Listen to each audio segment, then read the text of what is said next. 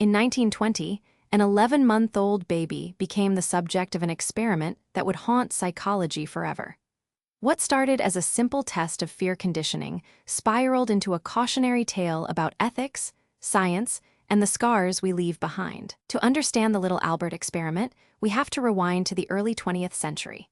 Psychology was then dominated by introspection, researchers asking subjects to describe their own thoughts and feelings. But one man, John B. Watson, rejected this entirely. In 1913, he published a manifesto arguing that psychology should focus only on observable behavior, not unobservable mental states. He believed that all human emotions, fear, love, rage, were simply learned associations between stimuli and responses. This was the rise of behaviorism, and Watson was determined to prove it. His most famous attempt? Conditioning a baby to fear something he previously loved.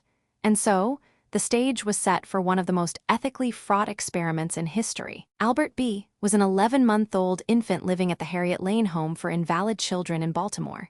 He was described as stolid and unemotional, perfect for the experiment because he showed no pre-existing fears. Watson and his graduate student, Rosalie Rayner, first tested Albert with a white rat, a rabbit, a dog, a monkey, masks, and even burning newspapers. Albert reached for the rat without hesitation. He was curious, unafraid. That was about to change. The researchers had chosen their subject carefully. They needed a blank slate, someone whose reactions could be entirely attributed to their conditioning. But what they didn't anticipate was the lasting impact this would have on a real human life. The procedure was simple but brutal. At 11 months and 3 days old, Albert was placed on a mattress. A white rat was presented to him. As he reached for it, a loud, jarring sound rang out. A steel bar struck with a hammer just behind his head. Albert began to cry. This pairing was repeated 7 times over the next 2 weeks.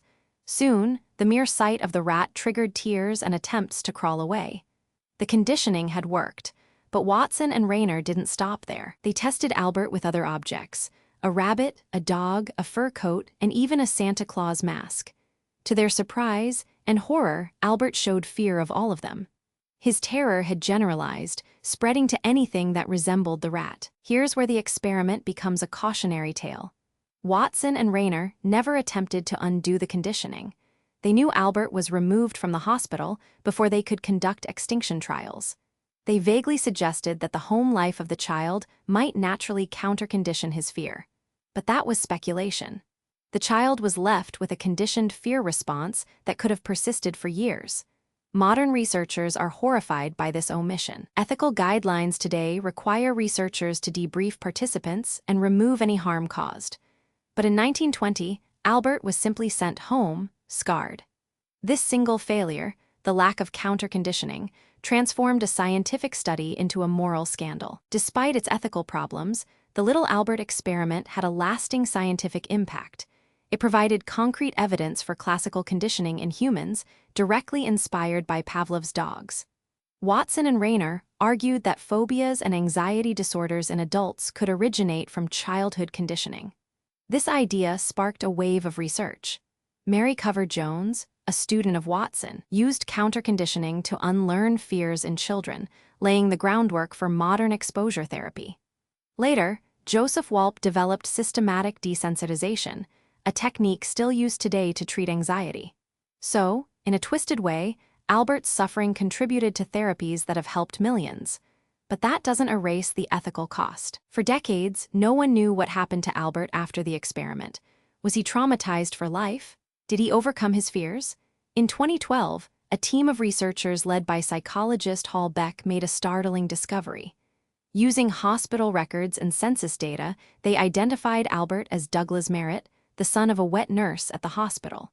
But the story took a darker turn. Douglas had hydrocephalus, fluid on the brain, and died at age 6 from complications. This raised even more ethical questions.